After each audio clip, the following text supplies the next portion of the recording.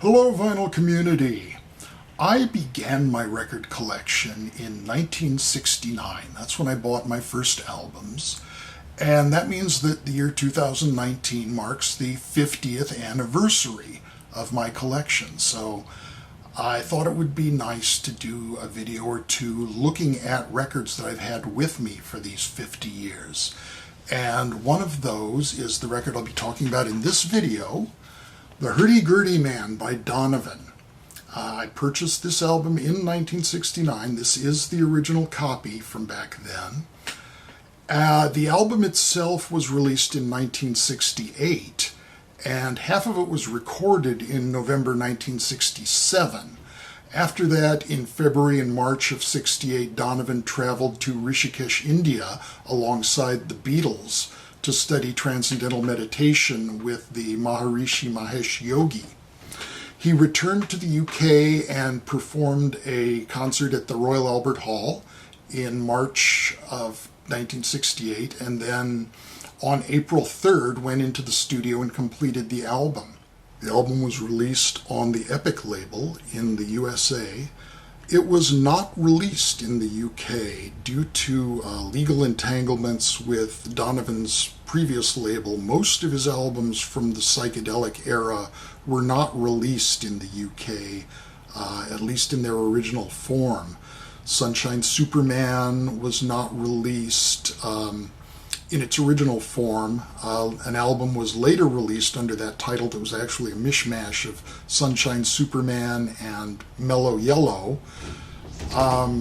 This album and Baraba Jagal were also not released. Apparently Gift from a Flower to a Garden was released, but the individual albums that comprised it, which were also made available in the USA as single LPs, Where Your Love Like Heaven and For Little Ones, were not released. The album was produced by Mickey Most, a Mickey Most production, and it was Mickey Most who convinced Donovan that one of the songs he wrote in India, which was titled Hurdy Man, should not be given away to a band called Hurdy, which was Donovan's intention, but should be kept for himself. Donovan took that advice, and in fact the song was released as his next single. This is the American edition of that single, with what appears to be Donovan's own art on the back of the sleeve.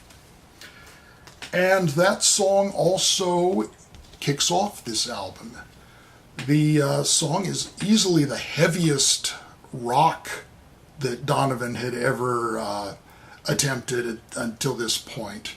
It begins with soft, whispery vocals, but quickly kicks into driving, drumming, and searing guitar work. The solo is by session guitarist Alan Parker. It is not by Jimmy Page, as often rumored. Jimmy Page may be doing the rhythm guitar. There is an electric rhythm guitar in there. John Paul Jones is on the track. It's not John Bonham on drums, it's Clem Cattini. This has often been rumored to be a primal formation of Led Zeppelin. And the song also includes an Indian influence in the use of tambura, which was a gift to Donovan from George Harrison. George Harrison also wrote a verse for the song, which was not used in the final recording. The next track on the album is Peregrine, and this is where Donovan really goes full-fledged into an exotica sound with a blend of Indian and Middle Eastern modes. It's a haunting song, but it's interesting to note that apparently all of the really Eastern-sounding songs on the album, apart from Hurdy Man itself, were the ones recorded before Donovan went to India. This is followed by The Entertaining of a Shy Girl, which is a very gentle confection with Donovan's guitar joined by flute and cello. And the lyrics have Donovan attempting to amuse a young girl who has been left in his care. And the way each verse just seems to peter out with a descending cello line suggests that he isn't having much success. And at the end of the song, when the girl's parent returns, Donovan sounds quite relieved to say, "Cheerio." This is followed by "As I Recall It," which is something along the lines of Paul McCartney's old-timey songs like "When I'm 64" and "Honey Pie." It's got Dixieland horns and a vaudeville delivery and a witty little sting in the lyrics where he says, "As I recall it, the sun was high. As I remember it, so was I." And next song after that, "Get Thy Bearings," is a song that is a completely different sort of jazz influence. It's got a cool, jazzy beatnik feel in a dark minor key. This is a song that King Crimson covered in their early live shows in 1969.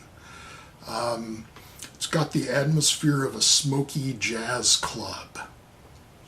And that's followed by "Hi, It's Been a Long Time," which has an elaborate orchestration and, again, some distinctly Beatle-esque touches. There's a trumpet fanfare in it that's like right out of Penny Lane, and a quasi-Baroque piano break that recalls the one in My Life.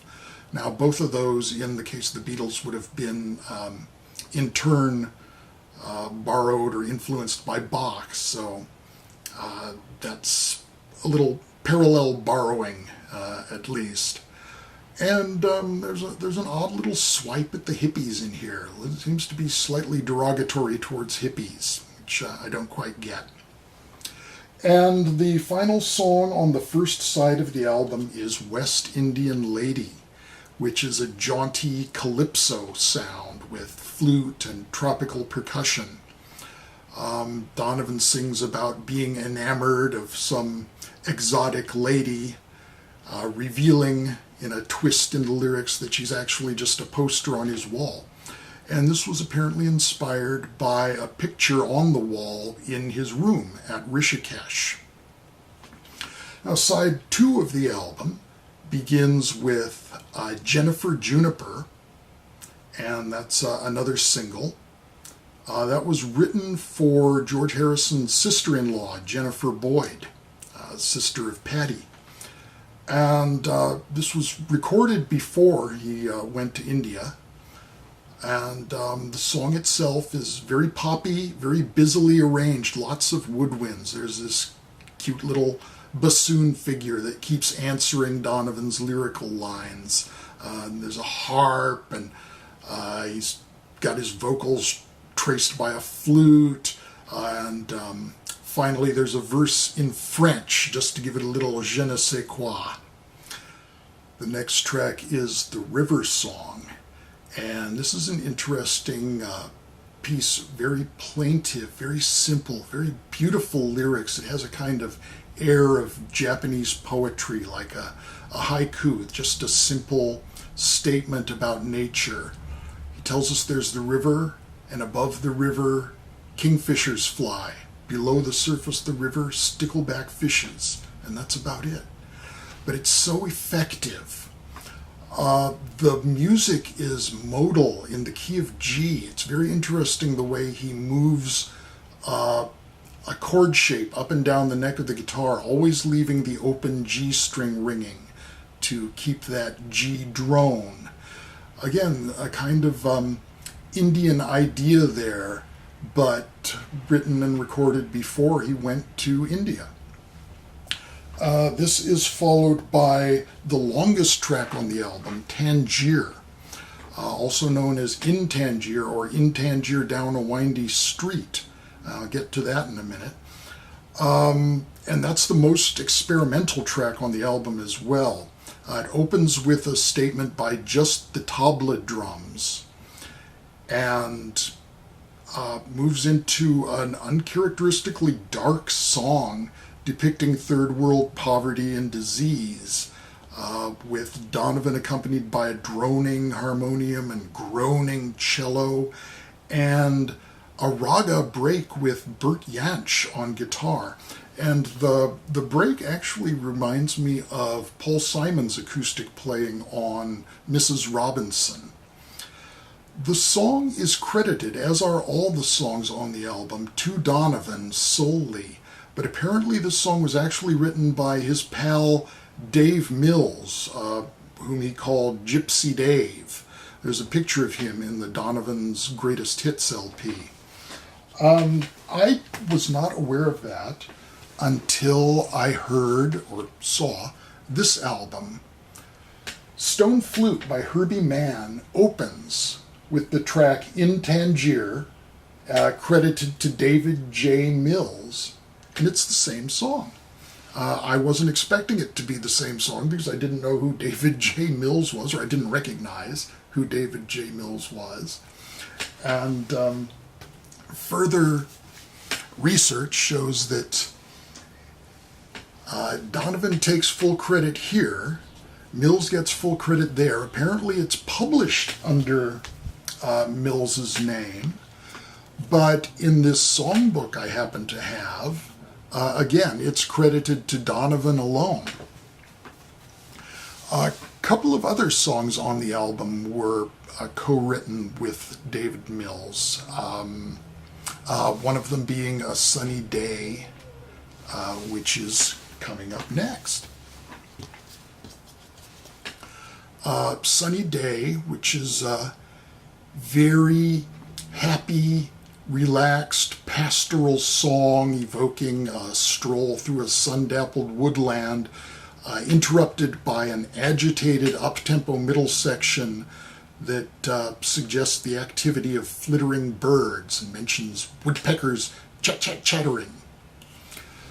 And the next song is The Sun is a Very Magic Fellow. Back to the sun. And this is kind of Donovan in nursery rhyme mode. He's personifying the elements in this song. It sounds like it could be a sing-along song to be sung for children, sung with children, but it also recalls the kind of representation of the elements in English folk song. It's just Donovan accompanied by a happy little flute part and sleigh bells. And this is another song that was written in India, and Donovan, again, although he's credited as the sole writer, has mentioned that Mal Evans, the Beatles' famous assistant, contributed to the song. And finally, the last song on the album is a lovely, evocative song called Tease, T-E-A-S, plural of T. And it's got this wonderful, loping, syncopated piano rhythm to start off. And it's Donovan singing about falling into a bittersweet reverie over a cup of rich brown steaming tea. And there are a few things nicer than a cup of rich brown steaming tea, so I really enjoy those lyrics. The middle section has Donovan thinking about, what happened to ya? Man, you used to be so free. With his voice filtered through a modulation effect, possibly a Leslie organ speaker, which creates a hazy, distant feeling. It's similar to the effect on the vocal of Wear Your Love Like Heaven. And that brings us to the end of the album as a couple of, I believe, cornets play us off with a harmonized riff. So that's Hurdy, Gurdy, Man. I hope you enjoyed hearing about it. If this appeals to people, I might do more like this one. Thank you very much for watching. Be well, and I'll talk to you again soon. Bye-bye for now.